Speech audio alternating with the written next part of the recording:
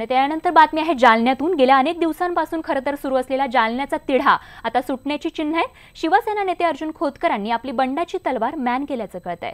मातोश्रीवरच्या बैठकीत उद्धव ठाकरेंना खोतकरांची समजूत काढण्यात यश आलं असून आज 11 वाजता औरंगाबादमधल्या बैठकीत यावर अंतिम पडदा पडणार असल्याचं कळतंय।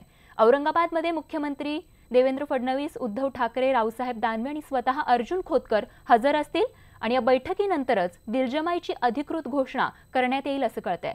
दरम्यान मातोश्रीवरच्या बैठकीत उद्धव ठाकरे खोतकरांसोबतच पंकजा मुंडे देखील काल हजर होत्या।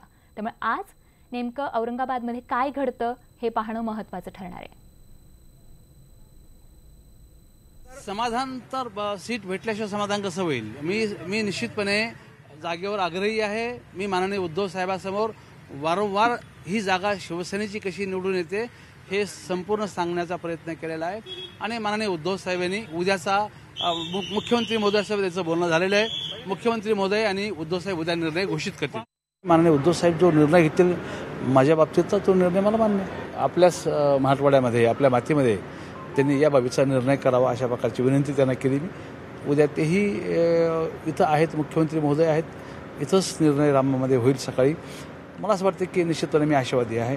ज्या दिवशी प्रेस घेतली त्याच दिवशी सांगितलं का अर्जुन खोतकरांनी मॅन केली म्हणून तलवार, परंतु परत ते आले आमच्याकडं, परत त्यांनी कल्याणकाडेला मला बोलले आणि मी मुंबईला शेवटचा मातोश्रीला सलाम करून येतोय।